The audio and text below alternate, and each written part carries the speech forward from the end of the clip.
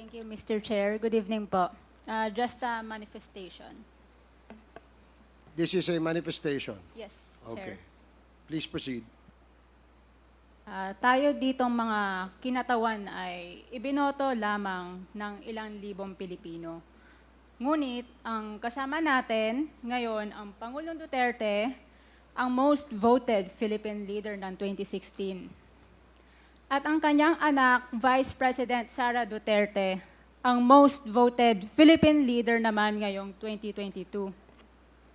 I would like to manifest na gusto ng sambayanang Pilipino ang pagdurog niya sa mga kriminal, durugista at NPA na terorista.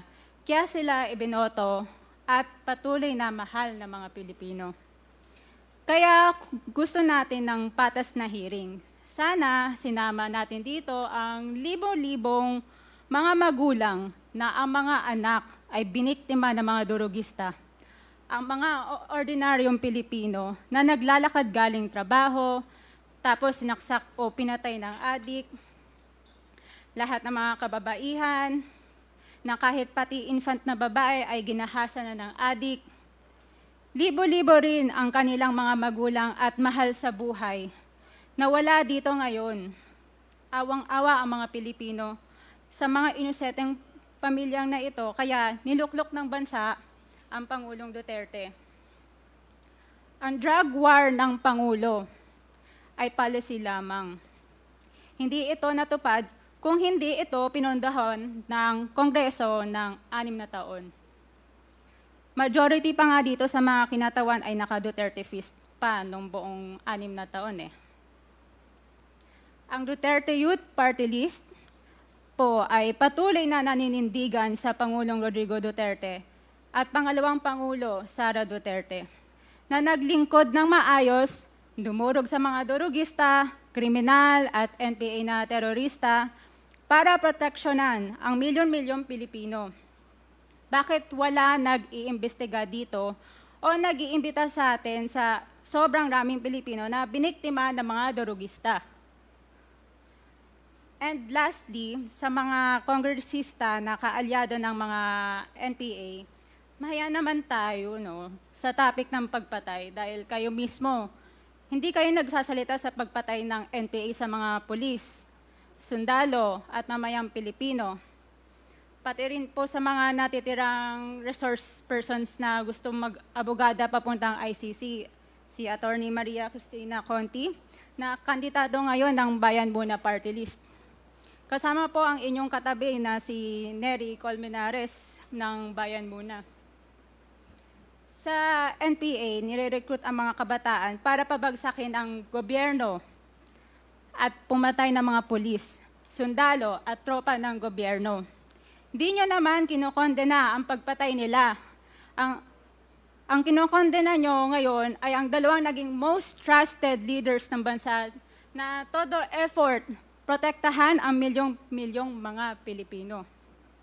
In support sa advocacy sa Pangulong Duterte, ang Duterte Youth Party List ngayon, Kongreso ito, ang kaisa-isang nagpapanukala ng pagbalik ng death penalty para sa mga rapist, kidnappers, durugista at terorista.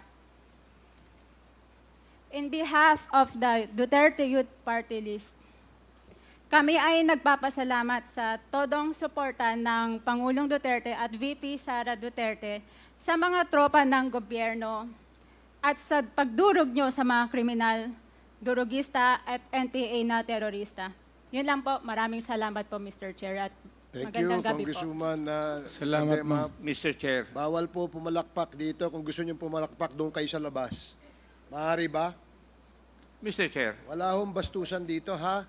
Sige, Congressman Acop, you're recognized.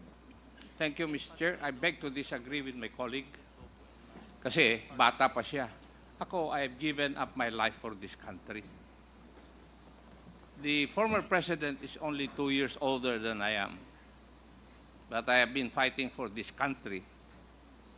I was a member of the Philippine Constabulary and became a policeman after Republic Act 6975 was enacted.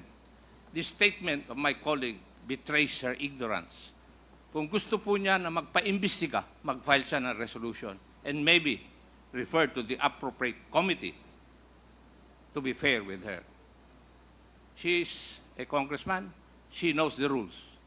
However, your statement or your statements betray your ignorance of our rules here in this House of Congress. So I beg to disagree, Mr. Chair, na sila lang ang nakikipaglaban at marunong makipaglaban sa kalaban. As I've said before, I have given the most part or most years of my life fighting the enemy of this country. Thank you, Mr. Chair. Thank you, Congressman Acop. Yes, let me emphasize na wala pong may monopolya ng pagmamahal sa bayan dito. Pare-parehas po tayo rito. And following the suggestion of Congressman Acop, kung meron kayong gustong paimbita, mag-attend kayo ng hearing. Hindi yung a-attend kayo kapag andito lang ang dating Pangulo, ang ating Vice Presidente. Umattend kayo. This committee hearing, this Quadcom, makes announcements of all its hearings. And from here on, we want to see you in our hearing, and please submit to the committee secretary all the persons you want to be invited. Wala hong ano yan, kung sino yung gusto niyang imbitahan, pwede po yan.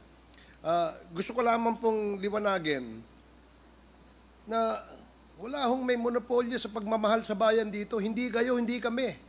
Pare-parehas tayo nagmamahal sa bayan, pare-parehas tayo nagseserbisyo eh. Diba? Huwag niyong sabihin mas magaling kayo. Dahil kami, hindi naman namin sasabihin magaling kami. Pero kung pagmamahal sa bayan, pare-parehas tayo. Huwag niyong sosolohin yan.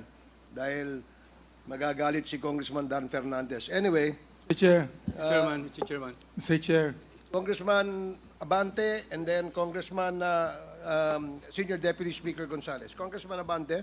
katulad din po ni Congressman Romy Acop, gusto ko ring sabihin ang ilan sa aking talambuhay. 1986, Mr. Chair, muntik nang bumagsak ang Pilipinas sa NPA. Mayroong 37,000 na armed NPA sa bansa. Mayroong 5 million na mass support ang NPA. That was 1986.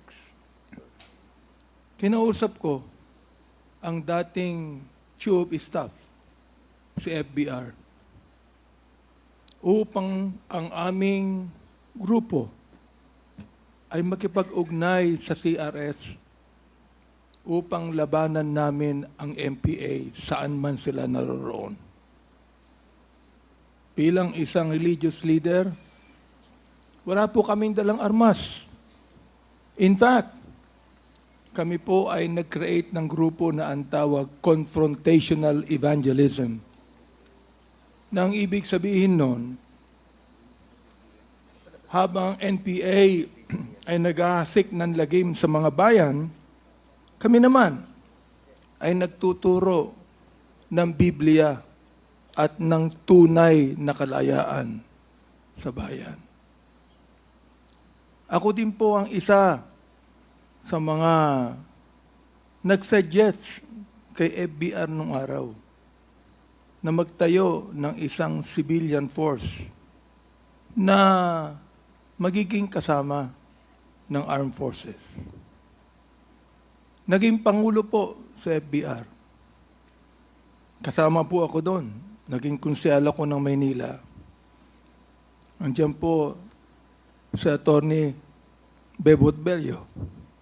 Alam po niya na magkasama kami sa lakas nung araw. So tama po ang sinabi ni Congressman Acop, ni Congressman Ace Barbers, na lahat po tayo nagmamahal sa bayan.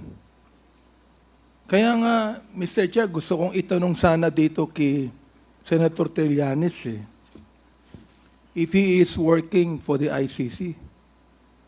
Are you working for the ICC, Mr. Chair?